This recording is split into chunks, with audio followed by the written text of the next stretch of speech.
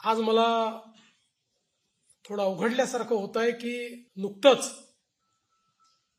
गुरुदेवांनी या ठिकाणी माझा सत्कार केलेला आहे आणि आता त्या सत्काराला उत्तर देण्याकरता मी उपस्थित झालेलो आहे.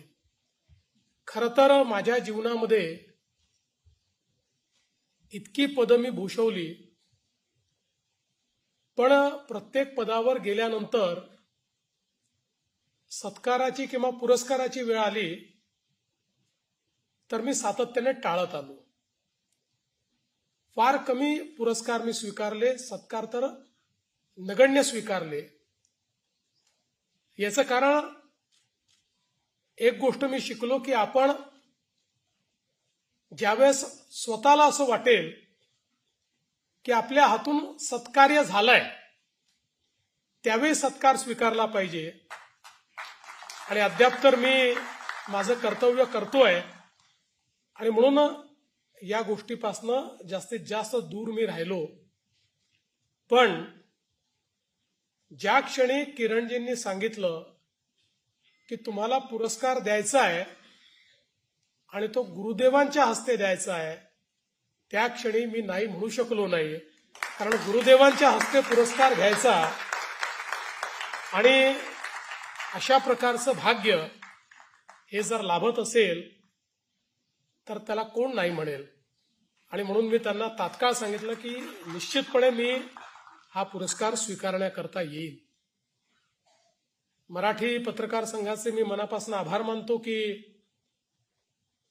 फिनिक्स पुरस्काराकरता त्यांनी माझी निवड केली आणि आमच्या चारही संपादकांनी या ठिकाणी आपलं मनोगत दृकश्राव्य माध्यमातनं जे मांडलं त्याबद्दल त्यांचे देखील मी आभार मानतो की अगदी कमी शब्दामध्ये पण मला देखील पटेल असं वस्तुनिष्ठ या ठिकाणी माझं वर्णन त्यांनी केलं. त्यांच्या या ज्या शुभ भावना आहेत, या उत्तम भावना आहेत, त्याबद्दल मी त्यांचे अतिशय मनापासून आभार मानतो. आणि हा सोहळा गुरुदेव येत आहेत तर चांगलाच होईल हे मला माहिती होतं, पण हा इतका नीटनेटका होईल, इतका सुंदर होईल याची मात्र किरणजी मला कल्पना नव्हती.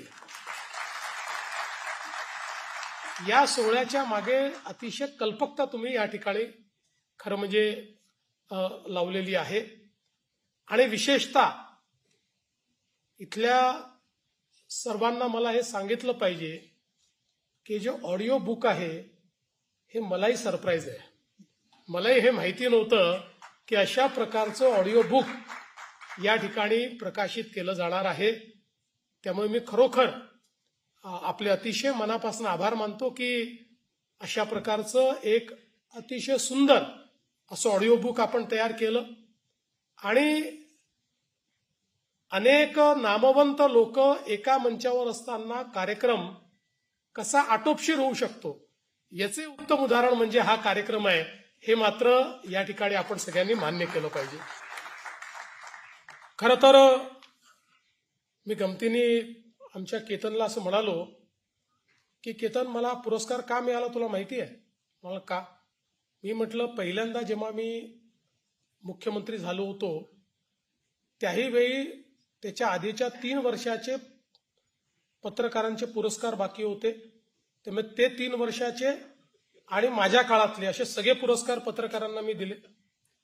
आणि आता पुन्हा मुख्यमंत्री झालो तर लक्षात आलं की गेल्या 5 वर्षातले पुरस्कार बाकी आहेत, त्याची घोषणा केली, तेही पुरस्कार मी देणार आहे.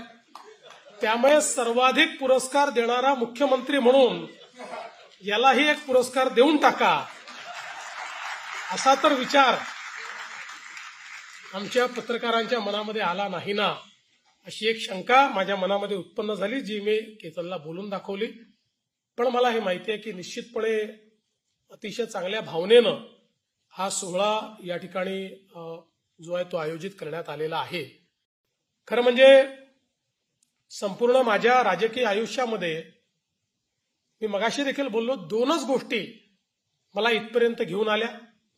पहिली गोष्ट म्हणजे पेशन्स, आणि तुम्हाला सिक्रेट सांगतो की मी चिडलेलो आहे असं जर तुमच्या लक्षात आलं तर तुम्ही हे समजून घ्या की मला भूक लागली आहे.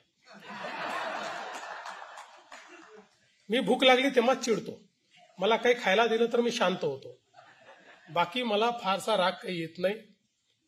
आणि हा जो काही पेशन्स आहे तो पेशन्स आणि दुसरी सकारात्मकता. मला भेटलेल्या प्रत्येक व्यक्तीमध्ये काहीतरी चांगला आहे हे पाहण्याचा प्रयत्न मी करतो. आणि कुठलंही काम माझ्याकडे आलं, काही कामं होतील, काही होणार नाही, पण सकारात्मकतेनं ती कामं करण्याचा प्रयत्न करतो. आणि म्हणूनच म्हणजे तुम्ही फिनिक्स नाव दिलं, खरं म्हणजे मी काही राखेतनं उभा झालो नाही, पण अनेक वेळा लोकांना असं वाटलं की माझी राख होते आणि तेवढ्यात मी आपली भरारी घेतली.